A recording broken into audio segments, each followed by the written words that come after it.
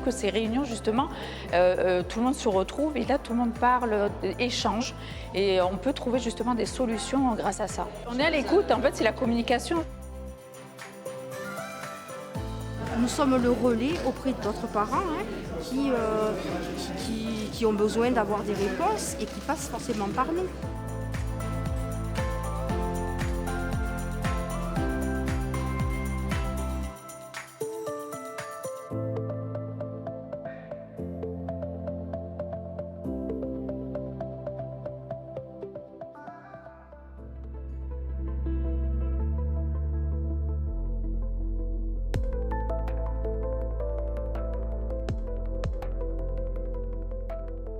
Le projet, il s'appelle The Way I See It, donc c'est ma façon de regarder les choses, ma façon de voir. C'était vraiment mettre en valeur le point de vue de l'élève. On voit des images partout, on peut prendre des images très facilement.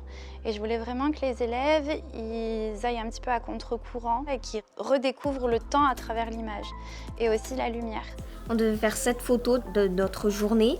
On devait prendre ce qu'on faisait le plus souvent. Ça sert à découvrir de nouvelles choses et peut-être le reproduire si on a envie, savoir le reproduire.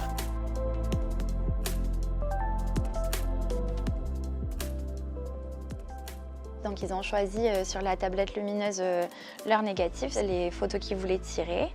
Et après, donc, on a fait l'atelier tirage en chambre noire. On va travailler avec des galeries à l'étranger, donc en Europe. On va leur envoyer toute l'exposition avec la notice d'exposition.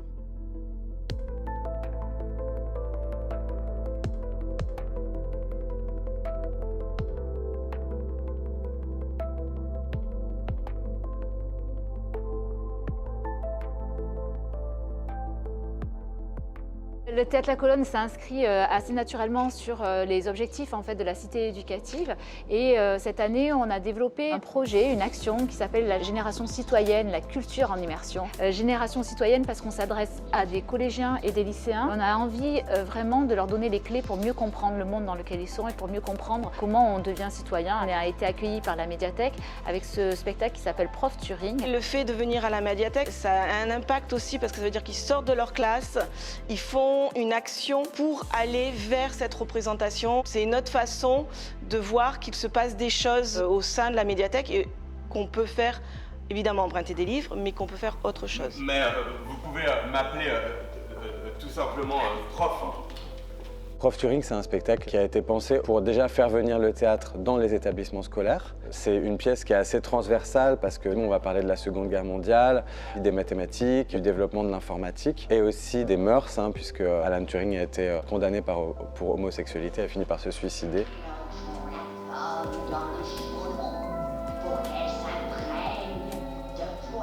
Le théâtre offre quelque chose de l'ordre de la médiation, de la discussion, d'un échange, qu'on est là pour soulever des sujets, mais pour qu'ensuite la chose elle continue après le spectacle. D'un seul coup, on leur offre une forme un peu vivante qui leur permet de se poser vraiment des questions sur la société d'aujourd'hui.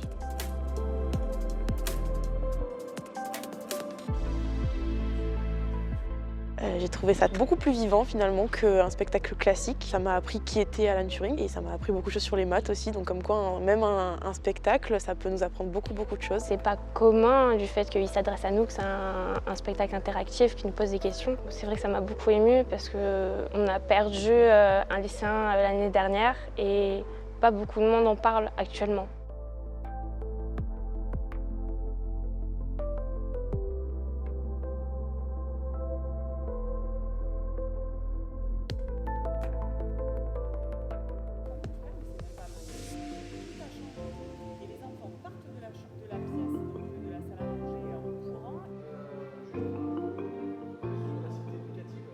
Aujourd'hui, on est vraiment là pour essayer de répondre à vos questions. Si vous n'avez pas de questions, peut-être les questions que certains parents vous ont posées, on est vraiment là pour avoir un débat.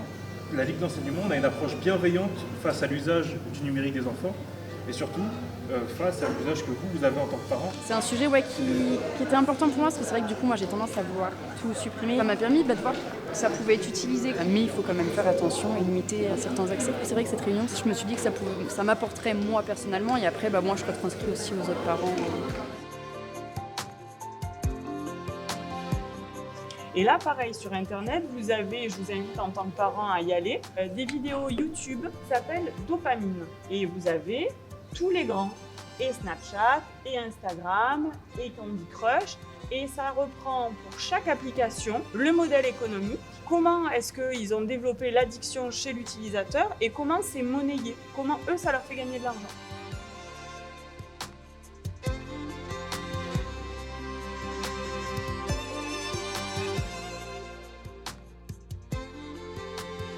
L'association Coup de pouce œuvre depuis plus de 30 ans plutôt sur le temps périscolaire et ce programme Coup de pouce vacances se dédie au temps extrascolaire, donc le temps des vacances. On est parti d'études nord-américaines sur la question de la glissade d'été, le summer slide, qui est en fait un phénomène de déperdition des connaissances fondamentales pendant les vacances. L'ambition reste quand même assez modeste, c'est limiter cette glissade d'été. On va cibler en priorité des enfants qui éprouvent une certaine difficulté avec le savoir lire-écrire, avec peu d'appétence pour les problèmes mathématiques. Une matinée type Coup de pouce. On a un premier temps qui est vraiment autour de ce qu'on appelle la littératie, donc l'appétence aux livres, la découverte d'histoire, de petites énigmes autour d'histoire. Et une deuxième partie dédiée davantage à la manipulation de jeux mathématiques. On est sur les cartes comme ça, toujours pas. Allez, je vous laisse continuer.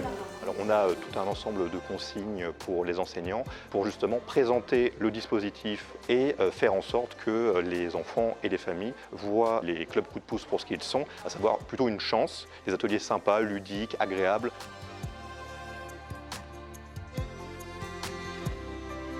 Ça nous a beaucoup aidé le club Coup de pouce parce qu'elle avait des difficultés, elle était un peu trop timide. Elle parle avec un volume beaucoup plus qu'avant. Elle avait des problèmes de lecture, donc je trouve qu'elle a beaucoup amélioré. C'est un bon dispositif pour les enfants.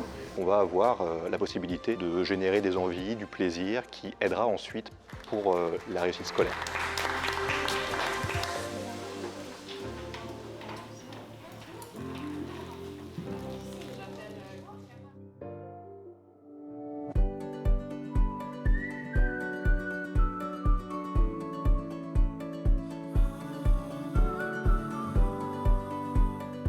Nous accueillons des personnes avec un handicap léger, donc bien sûr les enfants autistes et des personnes handicapées adultes. Alors nous avons eu le plaisir d'accueillir ces 3 classes cette année. Les premiers cours, ça a été un peu la découverte du site, se situer dans l'espace et d'appréhender l'animal. Donc beaucoup de temps passé à côté avant de pouvoir monter dessus.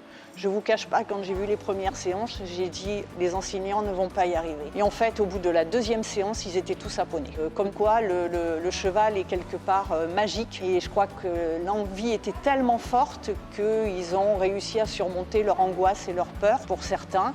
Et ça s'est très bien passé puisqu'il n'y a eu aucun abandon et ils reviennent cette année. L'équithérapie, je trouve que c'est vraiment génial pour les enfants en situation de handicap. Ça les aide énormément, surtout sur les frustrations, parce que des fois ils n'y arrivent pas, donc ils sont frustrés. Mais comme il y a le poney en dessous, ils ne peuvent pas s'énerver, faire une crise. Ils doivent faire attention du coup qu'il y a le poney en dessous et qu'il ne faut pas lui faire mal et tout, donc franchement top.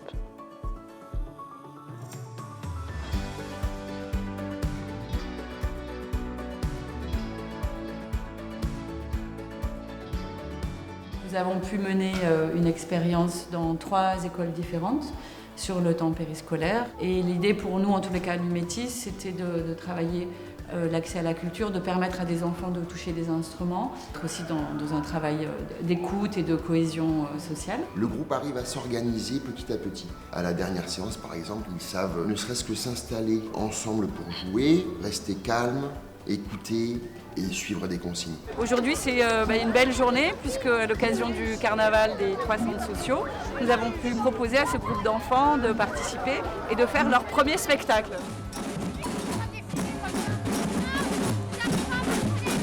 Donc ils se sont débrouillés comme des petits chefs, ils ont pris plaisir et on a ambiancé cette belle journée.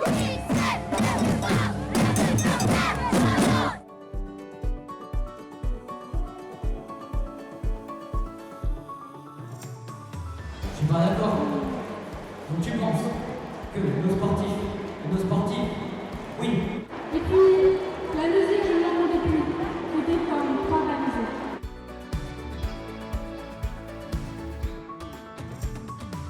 Pour la première fois, la première édition des JO.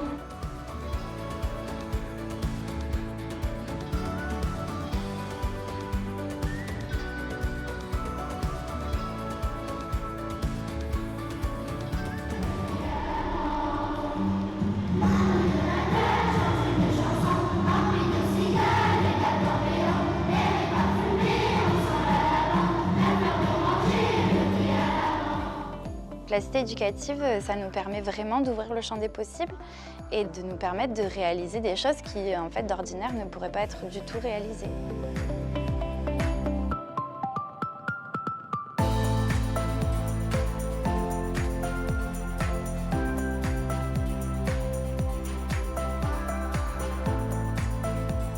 La cité éducative, c'est aussi faire cité. On met des graines pour faire communauté, faire sens ensemble. Je pense que c'est ça, faire sens et faire cité.